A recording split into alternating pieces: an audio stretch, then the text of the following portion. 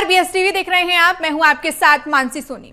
मध्य प्रदेश सरकार ने सरकारी कर्मचारियों के लिए लीव इंकेशमेंट की प्रक्रिया को पारदर्शी बनाने का दावा करते हुए नया फॉर्मूला जारी किया है। अब कर्मचारी रिटायरमेंट से पहले अपनी अर्जित अवकाश की राशि का अनुमान खुद लगा सकेंगे, लेकिन इस फैसले के साथ कई सवाल भी खड़े हो रहे हैं। क्या यह व्यवस्था कर्मचारियों की सभी समस्याओं का समाधान करेगी या फिर नए विवाद को जन्म देगी? और सवाल यह भी कि अगर अधिक ईएल बची है तो सिर्फ 300 दिन की लीव इनकैशमेंट क्यों?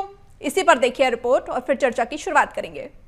लीव इनकैशमेंट को लेकर नई व्यवस्था लागू कर दी है।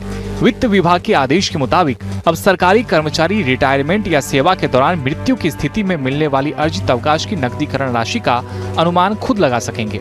इसके लिए सरकार ने गणना का स्पष्ट फॉर्मूला जारी किया है और सभी विभागों को एक समान प्रक्रिया अपनाने के निर्देश दिए हैं। नए नियम के तहत किसी भी कर्मचारी को अधिकतम 300 दिनों की अर्जित अवकाश यानी ईएल का ही नकदीकरण लाभ मिलेगा। यदि किसी कर्मचारी के खाते में 300 से अधिक ईएल जमा है, तब भी भुगतान केवल 300 दिनों तक ही सीमित रहेगा। वहीं यदि कर्मचारी पहले किसी अवसर पर ईएल इनकैशमेंट का लाभ ले चुका है, तो उतने दिनों को 300 की अधिकतम सीमा में से घटा दिया जाएगा।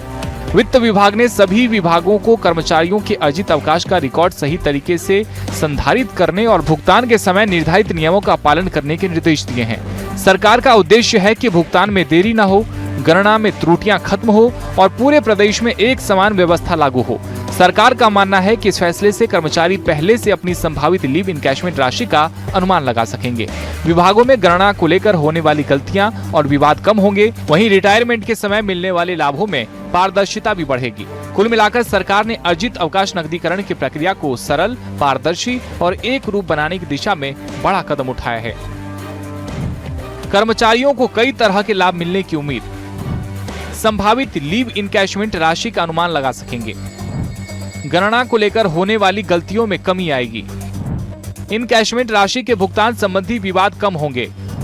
सभी विभागों में एक समान नियम और प्रक्रिया लागू होगी। कर्मचारियों को मिलने वाले लाभों की पारदर्शिता बढ़ेगी। रिटायरमेंट के समय कर्मचारियों को फायदा मिलेगा। लीव इनकैशमेंट यानी ईएल पर पारदर्शिता आएगी। तो ये सरकार घोषणाओं वाली सरकार है। ये बात हम लगातार कहते हैं। किसानों को 3200-2800 देने की बात करी हो, चाहे कर्मचारियों की बात हो, हर जगह सिर्फ झूठ बोलना। ये सरकार झूठ बोलती है। मध्य प्रदेश में डॉक्टर मोहन यादव जी की सरकार लगातार कर्मचारियों के हित में निर्णय ले रही है। केंद्र के समान महंगाई भत्ता देने का काम डॉक्टर मोहन यादव जी की सरकार ने किया है। विभागीय अड़चनों की वजह से जो विलंब भी हुआ है वो भी जल्द दूर किया जाएगा और सभी अधिकारी कर्मचारियों को मई एरियर्स के जल्द ही उनका महंगाई भत्ता मिलना प्रारंभ हो जाएगा। राज्य सरकार का कहना है कि इस आदेश का मुख्य उद्देश्य अर्जित अवकाश नकदीकरण की प्रक्रिया को पारदर्शी, सरल और एक रूप बनाना है। अलग अलग विभागों में अपनाई जा रही अलग अलग प्रक्रियाओं के कारण कई बार कर्मचारियों को परेशानी का सामना करना पड़ता था। अब वित्त विभाग के स्पष्ट दिशा निर्देशों के बाद सभी विभागों में एक जैसी व्यवस्था लागू होगी। Bureau report, BSTV. तो देखिए, पूरी रिपोर्ट आपने देखी और इस पूरे विषय को समझा। ज्यादा वक्त जाया ना किए, सीधे मेहमानों की तरफ रुख करते हैं। खास मेहमानों का पैनल हमारे साथ जुड़ गया है, परिचय आपका करवा देते हैं। रमेश राठौर जी जुड़ गए हैं हमारे साथ, संविदा कर्मचारी अधिकारी महासंघ के अध्यक्ष हैं। रमेश जी, बहुत स्वागत कर रही हूं आपका। अजय श्रीवास्तव जी जुड़ गए हैं, प्रदेश अध्यक्ष हैं निगम मंडल कर्मचारी महासंघ के। अजय जी, आपका भी बहुत स्वागत कर रही हूँ। साथ ही मनोज राठौर जी हमारे साथ जुड़ गए हैं, संवाददाता है हमारे। मनोज जी, आपका भी बहुत स्वागत कर रही हूं इस चर्चा में। और सबसे पहले रमेश जी, मैं आपके पास आऊंगी। सरकार के इस फैसले को, इस फॉर्मूले को आप कैसे देखते हैं? क्या इससे कर्मचारियों में पारदर्शिता बढ़ेगी, आप मानते हैं?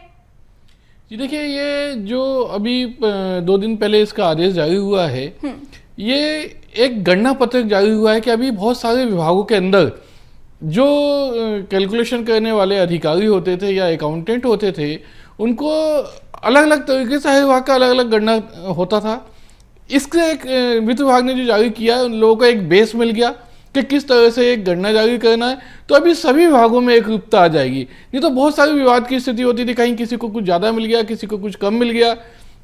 इसमें पूरा स्पष्ट प्रावधान किया गया है कि एक तो 300 दिन, अभी 6 महीने पहले ही 300 दिन का आदेश जारी हुआ था। इसके पहले 240 दिन के अर्जित अवकाश का नकदीकरण होता था। 6 महीने पहले बढ़ा के 300 दिन किया गया। तो इससे ये हुआ है कि एक तो जो विभिन्न विभागों के अंदर अलग अलग सारी विवाद की स्थिति पैदा होती थी, कोई कुछ कर, एक तो दूसरा ये हो जाएगा, इससे एक पारदर्शिता आ जाएगी, कर्मचारी खुद भी अपना गणना कर सकता है कि ये किस तरह से हमें मिला है, कितना पैसा हमें मिलना चाहिए, रिटायरमेंट के पहले हमें कितना मिलना चाहिए मालूम चल जाएगा। और उसके बाद इसमें यह भी एक प्रावधान किया गया है कि जो मेडिकल लीव है उससे भी 30 दिन का आप इसके अंदर ले सकते हैं। 300 दिन पूरे कैसे होंगे, किस तरह से किए जाएंगे। और क्या होता है कि कर्मचारी 30-40 साल की सर्विस हो जाती है, उसकी अर्जित अवकाश तो 600-700 के लगभग पहुंच जाता है। लेकिन ये अभी जो 300 दिन किया है, ये इनको चाहिए कि जितना भी उसके पास अर्जित अवकाश है उस सबका नकदीकरण होना चाहिए, क्योंकि लिहाजा यह है कि कर्मचारियों को अर्जित अवकाश जो है वो ऑफिस में एक एक व्यक्ति के पास 4-4, 5-5 कर्मचारियों का वर्कलोड है, क्योंकि लोग रिटायर्ड हो चुके हैं, उसको अवकाश लेने नहीं दिया जाता। तो वो देश हित में, राष्ट्र हित में और समाज हित में लगातार ऑफिसों में काम करता है, वो अपने अवकाश ले नहीं पाता। तो मध्य प्रदेश शासन को चाहिए कि जितने भी उसके पास अर्जित, पहले एक जमाने में ऐसा होता था कि उसके पास जितने भी अर्जित अवकाश है सबका नकदीकरण होता था, लेकिन फिर सरकार ने सीलिंग लगा दी, फिर 240 दिन पे, फिर 300 दिन हो गए। तो चाहिए कि कम से कम उसके 600 दिन या 2 साल जो 600 दिन होते हैं उसको बढ़ा के किया जाए, 600 दिन का अर्जित अवकाश का नकदीकरण किया जाना चाहिए। ठीक है, आपके पास लौटूंगी। अजय जी, आपके पास आ रही हूं मैं। क्या जिस तरह से ये फैसला आपने सुना, रमेश जी इस फैसले का स्वागत कर रहे हैं, आप इस फैसले को कैसे देखते हैं? क्या आपको लगता है कि इससे कर्मचारियों में पारदर्शिता बढ़ेगी? निश्चित रूप से ये फैसला स्वागत योग्य है। पूरे जीवन पर्यंत कर्मचारी जिस दिन आता है तो उसमें ईमानदारी से काम करने का एक मादा रहता है कि हम जब रिटायर्ड होंगे तो हमारे को 300 दिन की, या अभी तक तो इतना नहीं था, पर 200, पहले 180, फिर 240, फिर 280, अब 300, है ना। तो वो उसमें ये था कि वो अपना काम बिल्कुल समय पे करना, समय पे उनको अपने जॉब पे आना, अपनी ड्यूटी पे आना। और उसके बाद ये है कि साहब हम जब रिटायर्ड होंगे तो उसके बाद हमें 300 दिन का लिव एनकेशमेंट मिलेगा, ताकि वो भी एक बड़ा अमाउंट रहता है, अपने भविष्य के लिए, बच्चों के लिए, परिवार के लिए कुछ अच्छा सोच सकते हैं। तो ये एक अच्छा निर्णय है, और इससे मैं समझता हूँ कि आने वाले और भी कर्मचारियों को, अधिकारियों को इसका पॉजिटिव रहेगा, और उनको भी इस तरीके का अपना जो भी रहता है, कई बार रहता है कि छुट्टियों के कारण वर्क सफर होता है, तो मैं समझता हूँ कि चाहे इसको वो रूप भी दे सकते हैं कि हाँ, एक इंटरेस्ट है कि हमारी छुट्टियां कम से कम हम यूज करें और हम इनकेशमेंट के रूप में इसको जोड़ें। तो निश्चित रूप से ये शासन का निर्णय हमारे कर्मचारी अधिकारियों के लिए लाभप्रद है। ठीक है अजय जी। मनोज जी, मैं आपके पास आ रही हूँ, और देखिए रमेश जी से मैंने सवाल किया, अजय जी से भी मैंने सवाल किया, दोनों सरकार के इस फैसले को स्वागत योग्य मान रहे हैं। तो जो 300 EL की बात हो रही है उस पर कांग्रेस का अभी हमने बयान सुना, वो समर्थन करती नजर नहीं आ रही, आखिर क्यों? और दूसरा सवाल मेरा आपसे ये रहेगा कि पहले जो नियम थे, अब जो फैसला आया है उसमें कितना परिवर्तन, कर्मचारियों को कितना इससे प्रॉफिट, कितना बेनिफिट मिलेगा, और क्या विवाद की स्थिति भी उत्पन्न हो सकती है? बिल्कुल फ़ायदा ज़रूर होगा, क्योंकि पहले से ज़्यादा जो दिन थे उसको बढ़ाने का काम किया गया। पहले 240 के लगभग थे, अब उसे 300 कर दिया गया। तो सीधे तौर पर इससे कर्मचारियों को फ़ायदा होगा, और जो उनको पैसा है नगद के रूप में जो उनकी छुट्टियों के एवज में मिलना है वो मिलेगा। तो सरकार लगातार इसे बढ़ाने का काम कर रही है, और सरकारों की, चाहे वो बीजेपी की सरकार हो, हालांकि लंबे समय से बीजेपी की सरकार है, कांग्रेस की सरकार कुछ महीनों के लिए आई थी, तो सरकारों की कोशिश रहती है कि कर्मचारियों को किस तरीके से खुश किया जाए। लेकिन मध्य प्रदेश में यदि हम पिछले 4-5 महीने की बात करें तो इस समय कर्मचारी सीधे तौर पर जो है वो सरकार से नाराज़ चल रहा है। भले ही इस तरीके की सौगात दे के थोड़े दिनों के लिए उनकी नाराज़गी को दूर किया, लेकिन अभी भी एक बड़ा जो विषय जो इस समय पूरे कर्मचारी संगठनों के बीच में है वो है डीए का। अभी तक 4 से 5 महीने से ज़्यादा का समय हो चुका है, केंद्र के कर्मचारियों को बढ़ा हुआ डीए मिला, लेकिन अभी तक सरकार ने जो है कर्मचारी, मध्य प्रदेश के जो कर्मचारी है 7 लाख के लगभग, उनको अभी तक ये डीए जो है, महंगाई भत्ता जो है वो नहीं दिया गया। तो इसको लेकर नाराज़गी, हालांकि ये दावा किया जा रहा है, जो जानकारी है कि जल्द इस पर फैसला लेगी सरकार, ऐलान कर दिया गया है, तो एरियर के साथ जो है उनका डीए का भुगतान करेगी। एक नाराज़गी कर्मचारियों की ये भी है, शिक्षकों की भी नाराजगी इस समय तेजी से चल रही है। जो उनकी ई अटेंडेंस का जो मामला है उसको लेकर भी जो है चेतावनी सरकार को संगठनों के द्वारा दी गई है। तो नाराजगी जो है कर्मचारियों की कभी कम नहीं हो सकती, लेकिन सरकारों को ध्यान रखना पड़ेगा, क्योंकि एक बड़ा वोट बैंक है। यही कारण है कि कई बार सरकारें कर्मचारियों के मुद्दे पर गिर भी जाती है और बन भी जाती है। तो मनोज जी, हम ये कह लें कि क्या नाराजगी दूर करने के लिए या वोट बैंक को साधने के लिए ये एक बड़ा फैसला लिया गया, राहत भरी ये तस्वीर सामने आई है? इसे वोट बैंक से नहीं जोड़ के देखना चाहिए, क्योंकि ये कर्मचारियों का हक है, उनका अधिकार है जो कि उनको मिलना चाहिए। कर्मचारी यदि काम करता है तो उसको वो अधिकार जो उसके पास संरक्षित है वो मिलना चाहिए। जो भी पॉलिसी है, जो भी सरकार के नियम है, उसके तहत ये पूरी फैसिलिटी मिलना चाहिए। लेकिन अभी भी देखा जा रहा है कि जो पूरे अधिकार या पूरी जो फैसिलिटी मिलना चाहिए, सुविधाएं मिलना चाहिए, उनमें अभी धीरे धीरे जो है वो सरकार उन तक पहुंचाने की कोशिश कर रही है। जबकि उनको जब वो नौकरी करते हैं उसी दिन से वो सारी चीज़ें उनको दी जाना चाहिए, जो कि 300 तक अभी किया, 240। तो इसके पीछे का रीज़न क्या, ये भी जो है समझना पड़ेगा सरकारों को। तो जो भी उनके अधिकार क्षेत्र में आता है वो हक जो है उन्हें देना चाहिए। और 5 महीने का यदि डीए नहीं दिए तो ये भी अपने आप में सवाल है। ई अटेंडेंस को लेके यदि किसी तरीके की दिक्कत है तो ये भी अपने आप में सवाल है। तो कर्मचारियों का जो हित है उसे नहीं मारना चाहिए। यही कारण है कि जब कर्मचारी नाराज होता है और सड़कों पे आता है तो कई तरीके की स्थितियां जो है वो सियासी तौर पर भी बिगड़ती है। ठीक है रमेश जी, मैं आपके पास आ रही हूँ और देखिए जिस तरह से अभी आप बोल रहे थे कि इस फैसले का स्वागत करते हैं और ये बहुत ज़रूरी था, तो एक बात यहाँ पर यह भी समझनी ज़रूरी हो जाती है कि ईएल नकदीकरण का जो फॉर्मूला है उसको सार्वजनिक करना कितना ज़रूरी था। इसको पारदर्शी करना बहुत आवश्यक था। इसका सरलीकरण इसलिए आवश्यक था कि बहुत सारे वित्त विभाग आदेश तो निकाल देता है, मध्य प्रदेश शासन तो आदेश निकाल देते कि ऐसा किया जाए, लेकिन उसका स्पष्ट फार्मूला या एक उदाहरण नहीं भेजता, जिसकी वजह से कई विभागों में विभिन्न परिस्थितियां पैदा हो जाती। कोई विभाग के अधिकारी अलग तरीके से कैलकुलेशन करते हैं, कई विभाग के अधिकारी अलग अलग, तो इससे कई विभाग का कहीं ज़्यादा मिल गया, किसी को कम मिल गया तो वो उसका उदाहरण देके लगाता है कि भाई इसको तो वित्त विभाग ने इसको एक उदाहरण देके, 2 उदाहरण देके समझाया है कि किसका वेतन किस तरह से होगा, कितने अर्जित अवकाश होंगे और उससे ये किस तरह से आप कैलकुलेशन करेंगे। साथ ही कर्मचारियों की और भी बहुत सारी समस्याएं हैं। एक तो संविदा कर्मचारियों का नियमितीकरण है, दैनिक वेतन भोगी स्थायी कर्मचारियों को 7वां वेतनमान नहीं मिला, जबकि सुप्रीम कोर्ट के स्पष्ट निर्देश हैं कि जिनको भी 10 साल हो गए उनको नियमित किया जाना चाहिए।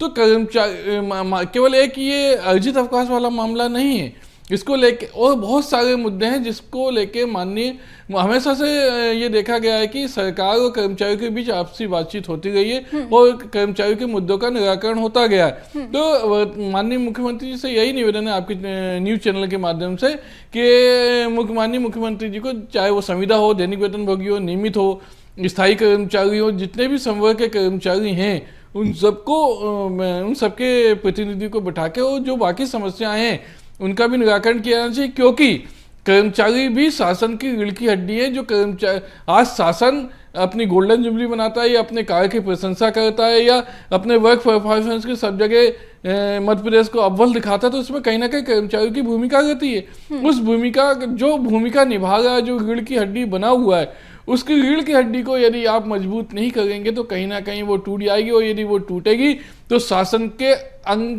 पे उसका असर पड़ेगा, शासन की कार्यप्रणाली पे असर पड़ेगा। और कर्मचारियों को यदि सुविधाएं दी जाती हैं तो निश्चित ही कर्मचारी की कार्य क्षमता बढ़ती है। इसी तरह भी है कि ये अटेंडेंस का मामला हमारे मनोज जी ने उठाया। तो ये अटेंडेंस जब बायोमेट्रिक सिस्टम हर विभाग के अंदर है तो फिर ये अटेंडेंस की आवश्यकता नहीं है। एक तरफ बायोमेट्रिक सिस्टम भी आपने लागू कर दिया, उस पर लाखों करोड़ों रुपए खर्च कर दिया, अब दूसरी तरफ ये अटेंडेंस ले आए। कई क्षेत्रों में आपको नेटवर्क नहीं मिलता है, कई क्षेत्रों में लोगों के पास अब चतुर्थ श्रेणी कर्मचारी उसको छोटा कीपैड का मोबाइल लेके चलता है, उसको चलाने ही नहीं आता किस तरह से क्या किया। तो ऐसे बहुत सारी समस्याएं।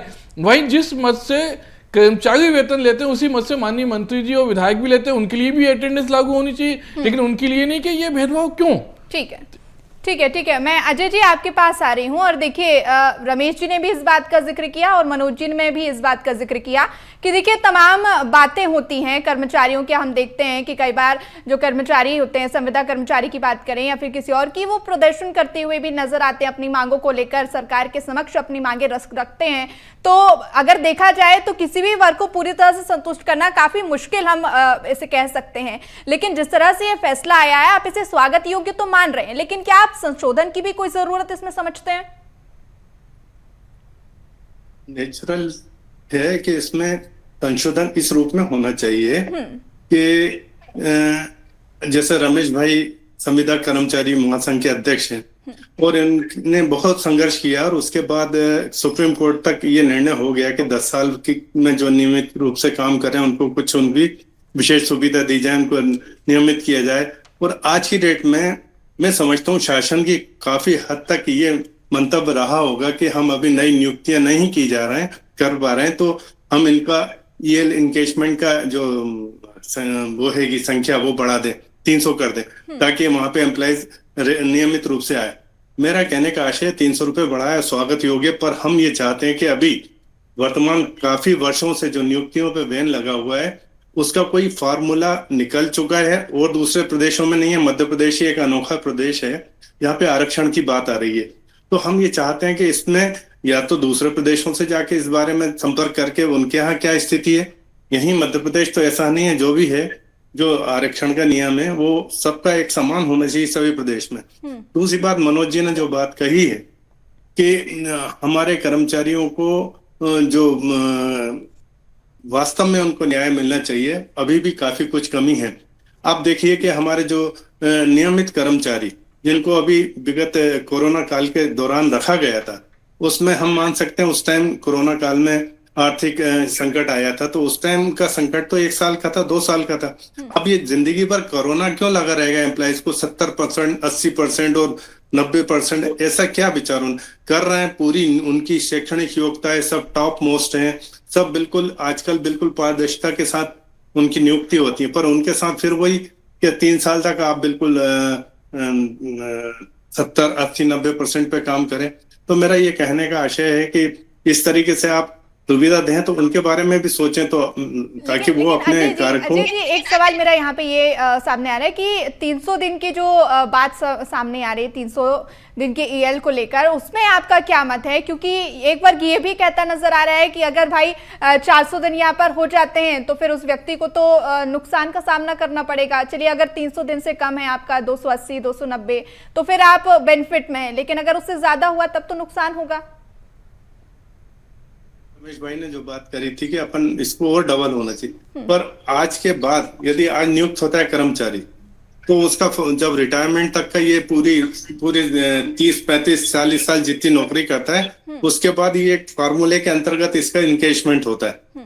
तो यदि ऐसा नहीं है कि आज करा और कल 300 कोई रिटायर्ड होता है उसको 300 ये का एंगेजमेंट हो जाए, इसमें जो उनकी अर्जित अवकाश उनके खाते में शेष है उसका एक फार्मूला है, उस फार्मूले के अंतर्गत इनको लीव एनकेजमेंट होगा 300 दिन का। और मैं समझता हूँ कि आज की डेट में तो बहुत कम प्रतिशत के रूप में कर्मचारियों को 300 दिन का आर्थिक लाभ मिल पाएगा, पर एक प्रथा शुरू हुई है, आने वाले हमारे कर्मचारियों को इसका लाभ मिलेगा, हम उसका स्वागत कर रहे हैं। पर हम ये चाहते हैं कि आने वाले समय में कर्मचारियों के साथ इस तरीके की जो भी लाभकारी बातें हो रही हैं बहुत अच्छी बात है, पर इसके अलावा भी जो बातें मैंने कही हैं कि अभी हमारे कर्मचारियों को पहले 2 वर्ष की परिवीक्षा अवधि रहती थी, आप उनकी सीआर खराब होती है तो आप उनकी परिवीक्षा अवधि आगे बढ़ा दें, उनको इंक्रीमेंट रोक दें, पर उनका वेतन 30% काट के 20% काट के उनको नौकरी करवाना मैं समझता हूँ न्याय संगत नहीं है। इस संबंध में माननीय मुख्यमंत्री जी से भी ज्ञापन वगैरह हमने दिए, उनसे चर्चा भी करी और उस संबंध में कुछ निर्णय लेने की स्थिति है। तो मैं चाहता हूँ कि आप यदि कर्मचारी हित की बात करें तो इस ओर भी विशेष रूप से ध्यान दें। 300 दिन का ये अवकाश हम बहुत वर्षों से करते आ रहे थे, चूंकि ये सेंटर की स्थिति के अंतर्गत हम चाह रहे थे। अब चलिए देर आए दुरुस्त आए, हम तो यही मानेंगे। यदि पहले हो जाता जो कर्मचारी सेवानिवृत्त हो गए उनको ये लाभ मिलना था। कुछ हमारे बहुत से साथी हो गए कि चलिए हमारे शायद सेवानिवृत्ति के बाद 300 की हम पात्रता रख लेंगे, पर उस टाइम ये निर्णय नहीं हो पाया था। तो आज मैं फिर ये कहना चाहता हूँ कि इसका एक तो लाभ सबको मिले। मैं खास तौर से चूंकि निगम मंडल के सभी अधिकारी कर्मचारियों का नेतृत्व करता हूँ, तो मैं ये कहना चाहूंगा इस निर्णय के जो परिवेश में जो आगे कार्रवाई हो उसका सीधा लाभ मध्य प्रदेश के सभी निगम मंडल शीर्ष सहकारी संस्थाओं के कर्मचारियों को सीधा इसका लाभ मिले, इसका प्रभाव उनके लिए अनुकूल हो। ठीक है मनोज जी, मैं आपके पास आ रही हूँ। और देखिए जिस तरह से लगातार हम बातचीत कर रहे हैं, इस पूरे मुद्दे पर डिस्कशन किया जा रहा है। तो एक पक्ष यहाँ पर यह भी है कि भाई अगर ये पूरा फैसला सामने आया है तो जो सभी विभाग हैं उन पर सारे जो नियम है, ये फैसला है, समान रूप से लागू होगा। तो क्या हम ये माने कि विभागीय स्तर पर विवाद की जो संभावनाएं हैं वो कम हो जाएंगी? बिल्कुल, थोड़ी थोड़ी राहत जो है वो दी जाती है। एकदम पूरी राहत यदि कर्मचारियों को दी जाएगी तो उनकी डिमांड और ज़्यादा बढ़ जाएगी। तो मुझे लग रहा है कि ये एक फॉर्मूला हो सकता है सरकार के अंदर, लेकिन क्योंकि एक बड़ा सिस्टम काम करता है सरकार के अंदर, तमाम लाखों की संख्या में जो है कर्मचारी अधिकारी काम करते हैं। राज्य जो सेवा के अधिकारी हैं वो भी हैं, भारत प्रशासनिक सेवा के अधिकारी वो भी हैं, लेकिन कर्मचारी वर्ग जो ज़मीनी स्तर पर काम करता है, जिसको लगातार काम करने के बाद जो है वो उसका प्रतिफल मिलता है, तो ऐसे कर्मचारियों के हित में सरकार को सोचना चाहिए। लेकिन क्योंकि सिस्टम बड़ा है और जो उनका बजट रहता है तनख्वाह का, पेंशन का, उनको सुविधाओं का, डीए का, टीए का, तो वो एक बजट जो है सरकार उसका भी एक अनुमान लगाती होगी। यही कारण है कि सरकारें जो है, मंत्रालय हो, सतपुड़ा हो, या तमाम डिपार्टमेंट इस समय आउटसोर्स कर्मचारियों को रखा जा रहा है। इसके अलावा ठेका प्रथा है, ठेका प्रथा के अनुसार जो है ठेके पे दिए जा रहे हैं कर्मचारी। तो जिस तरीके से पूरी व्यवस्था है उसको संभालने में एक बड़ा बजट लगता है, एक बड़ा सिस्टम लगता है। लेकिन क्योंकि रमेश जी ने बात सही कही कि सरकारें जो भी अपनी उपलब्धियां गिनाती है उसके पीछे जो है एक बड़ा जो रीढ़ की हड्डी के तौर पर जो कर्मचारी खड़ा रहता है उसका बड़ा एक योगदान रहता है। तो सिस्टम बनाने का काम भी सरकारों का है। नई भर्ती जिस तरीके से अभी जिक्र हो रहा था कि नई भर्तियां भी जो है वो अनोखा प्रदेश भी बता दिया, तो नई भर्ती भी करना जरूरी है। प्रमोशन को लेके जिस तरीके से 29 तारीख को एक बैठक है कि प्रमोशन अभी रुक गए थे, तो उसका भी जो है वो कोई तरीका निकाला जाएगा। पीएस और एसीएस की जो बैठक है वो मुख्य सचिव लेंगे, तो एक फॉर्मूला संभवतः वो भी निकलेगा, तो उससे भी कहीं ना कहीं एक राहत प्रमोशन की कर्मचारियों को मिलने वाली है। तो ध्यान रखना पड़ेगा, जितनी ज़रूरत है और जो आवश्यकता है उसकी पूर्ति भी जो है सरकारों को करना पड़ेगी, वरना जो है इस तरीके से वर्कलोड बढ़ेगा और उसके बाद कर्मचारियों की नाराजगी इस तरीके से देखने को मिलेगी। तो मनोज जी, क्या हम ये भी कह सकते हैं कि इस पूरे विषय पर आने वाले समय में कर्मचारियों की नाराजगी देखने मिल सकती है? क्योंकि देखिए, अगर हम सरकारी कर्मचारियों की बात करें तो वो थोड़ा लंबे समय तक हम देखते हैं, कई बार 30, 40, 45 साल जो हो जाते हैं काम करते हुए सरकारी कर्मचारियों को। तो क्या हम ये माने, क्योंकि अगर देखिए एक साल में अगर हम 20 लीव के हिसाब से भी काउंट करते हैं मिनिमम, तो 15 साल में 300 लीव यहाँ पर कवर होती हैं, और 15 साल एक बहुत ही मिनिमम वक्त होता है। ज़्यादातर अगर हम देखें तो 30-35 साल तक कर्मचारी काम करते हैं। तो ऐसे में क्या आगे आने वाले समय में इस फैसले में और भी संशोधन देखने मिल सकता है? क्योंकि अगर बात की जाए तो 400 लीव, 500 लीव को लेकर भी यहाँ पर विरोध के स्वर कहीं ना कहीं उठते नजर आ सकते हैं।